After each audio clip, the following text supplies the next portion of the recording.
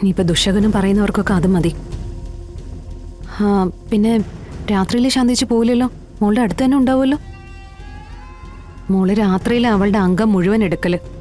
ഞാനുണ്ടാവും കുഞ്ഞെ, ഞാൻ നോക്കിക്കോളാം ഈ സുന്ദരി കുട്ടിയെ. കള്ളനോ? ആ, ശാലിനി കണ്ടുകൊണ്ട് രക്ഷപ്പെട്ട് അവനും ഓടിപ്പോയി. ഇതാരപ്പ ഇവിടെ വരാൻ ധൈര്യമുള്ളവൻ? അതെ, നീ ഈ രാത്രിയിലുള്ള കറക്കമൊക്കെ മാറ്റിട്ടേ ഇവിടെ കാണണം. ഞാൻ പറഞ്ഞില്ലെന്ന് വേണ്ട. എടാ, നീ ഇവിടെ ഉണ്ടായിരുന്നെങ്കിലേ അങ്ങനെ അടുത്ത് ഇവിടെ ധൈര്യപ്പെടുത്തൊന്നുമില്ല.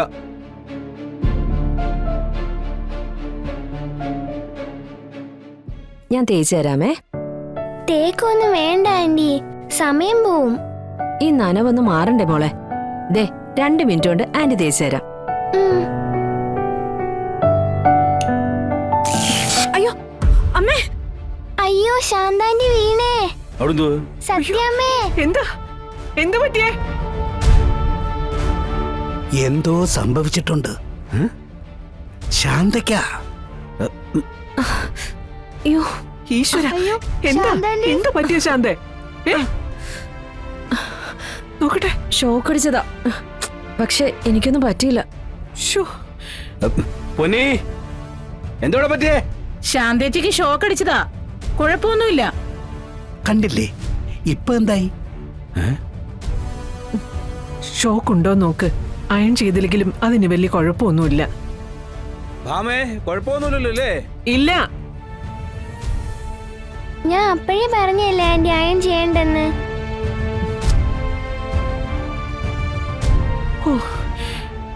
ഭാഗ്യത്തിനൊന്നും പറ്റിയില്ല. അവരിപ്പോ വരും. നീ അവരെ പെട്ടെന്ന് സ്കൂളിൽ കൊണ്ടാക്ക്. അത് ഞാൻ ഏറ്റു. മാഡത്തിന് തിരക്കൊന്നും ഇല്ലല്ലോ അല്ലേ? തിരക്കുണ്ടെങ്കിലും നിങ്ങളെപ്പോലുള്ള വക്കീലന്മാരുടെ അത്രയും തിരക്കില്ല. കള്ളം പറഞ്ഞാൽ മാത്രം പോരല്ലോ, അത് കൃത്യമായിട്ട് കൊള്ളിക്കുകയും വേണ്ടേ? അത് കൃത്യമായിട്ട് എറിഞ്ഞ് കൊള്ളിക്കുന്നോണ്ടാണല്ലോ നിങ്ങളെ പോലെയുള്ള IAS-കാർ കള്ളം പറയിപ്പിക്കാൻ വേണ്ടി ഞങ്ങളെ തേടി വരുന്നേ. അത് കൊള്ളാം. പക്ഷേ ഇപ്പൊ ഞാൻ വന്നിരിക്കുന്നതേ കളക്ടറിന്റെ വിലയേറിയ സമയം കുറച്ചു നേരത്തേക്ക് അപഹരിക്കാൻ തന്നെയാ. വിരോധമൊന്നും ഇല്ലല്ലോ?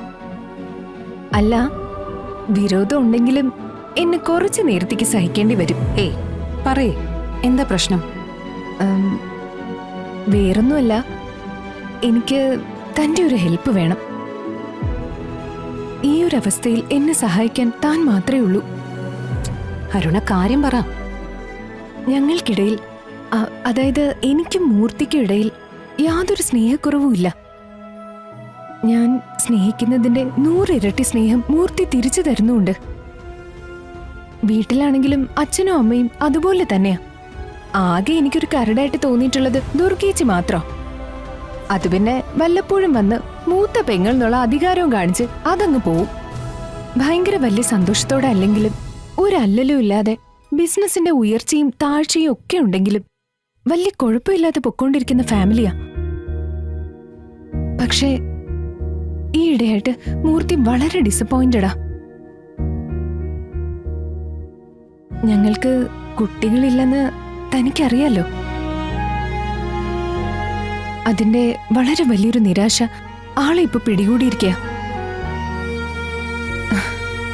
എന്ത് ചെയ്യണമെന്ന് എനിക്കറിയില്ല. ബിസിനസ് പച്ചപിടിക്കാത്തതും കുഞ്ഞില്ല എന്നുള്ള മാനസിക വിഷമവും മൂർത്തിയുടെ ജീവിത രീതിയിൽ തന്നെ മാറ്റം വരുത്തിയിരിക്കുക. ഏത് നേരവും ചിന്തയും മുറി അടച്ചുള്ള ഇരിപ്പും. ഇങ്ങനെ പോയാ എനിക്കെന്റെ മൂർത്തിയെ നഷ്ടപ്പെടുവടോ. തനിക്ക് എന്തെങ്കിലും ഒരു രീതിയിൽ എന്നെ ഒന്ന് സഹായിക്കാൻ പറ്റുമോ? നിങ്ങൾക്കൊരു കുഞ്ഞിനെ അഡോപ്റ്റ് ചെയ്തൂടെ? ഞങ്ങൾ അപ്ലൈ ചെയ്തിട്ടുണ്ട്. പക്ഷെ സീനിയോറിറ്റി പ്രകാരം 53ാമത്തെ നമ്പരാ. അത് ലേറ്റ് ആവും. ഇതിലിപ്പോ എനിക്കെന്താ ചെയ്യാൻ പറ്റുക? ശാലിനി വിചാരിച്ച അതൊന്ന് നേരത്തെയാക്കി തരാൻ പറ്റില്ലേ? ഒന്ന് ഫോൺ വിളിച്ച് പറഞ്ഞെങ്കിൽ ശാലിനി നൽകുന്നത് ഒരു കുടുംബത്തിലേക്കുള്ള മുഴുവൻ സന്തോഷമായിരിക്കും. ഒരു കുഞ്ഞു വന്ന് കഴിയുമ്പോ അതിന്റെ കളിയും ചിരിയൊക്കെ കൊണ്ട് മൂർത്തിയുടെ മൂഡ് ഓഫും മാറും. എനിക്ക് ഇതേക്കുറിച്ച് ആധികാരികമായിട്ട് വലിയ അറിവൊന്നുമില്ല. എന്തായാലും ഞാനൊന്ന് ശ്രമിക്കട്ടെ, എന്നിട്ട് അരുണയെ അറിയിക്കാം. അത് മതി. ശാലിനിയുടെ ഈ ഉറപ്പില്ല ഇനിയുള്ള എന്റെ ജീവിതം.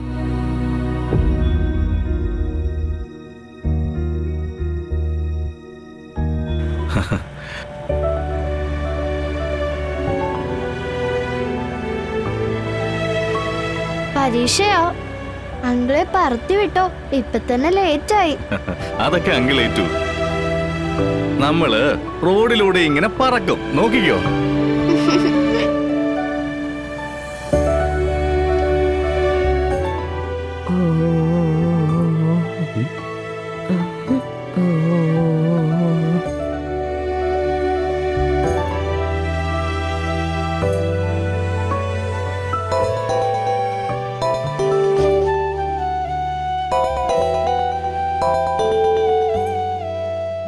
എന്താ മോളെ വിളിച്ചത്? ആ, ഞാൻ മോളുടെ കാര്യങ്ങൾ നോക്കാനായിട്ട് ശാന്തേച്ചി ഏർപ്പാടാക്കിയിട്ടുണ്ടായിരുന്നു. ശാന്തേച്ചി അവിടെ വന്നില്ലേ? വന്നു. ശാന്ത കുഞ്ഞിന്റെ കാര്യങ്ങളെല്ലാം കൃത്യമായിട്ട് നോക്കുന്നുണ്ട്. ഇതെന്തായാലും നല്ലൊരു തീരുമാന. പൊന്നിയെ കൊണ്ട് കൊച്ചിനെ നോട്ടവും വീട്ടിലെ പണിയും എല്ലാം കൂടെ നടക്കത്തില്ലായിരുന്നു. നമുക്കെന്തെങ്കിലും ബുദ്ധിമുട്ട് തോന്നുമെന്ന് വിചാരിച്ച് അവളത് പുറത്ത് പ്രകടിപ്പിക്കേയില്ല. ഓടി നടന്നെല്ലാം ചെയ്യുകയും ചെയ്യും. മോളെ, എന്തായാലും നല്ലൊരു കാര്യം അത്.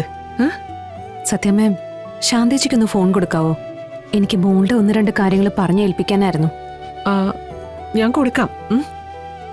പൊന്നി, ശാലിനിയ, നീ ഇതൊന്ന് ശാന്തയ്ക്ക് കൊടുക്ക്.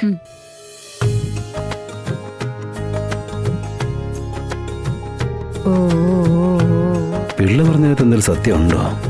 ഇവിടെ നീ കൊച്ചിനെ കൊണ്ട് എന്റെ അടുത്ത് നടക്കുന്നേ? ശാന്തേ, ശാലിനി കുഞ്ഞ ശാന്തേച്ചിയോട് എന്തോ പറയണോന്ന്. ദേ പിടിച്ചേ. ഓ മാവേ. ആ ശാന്തയാ.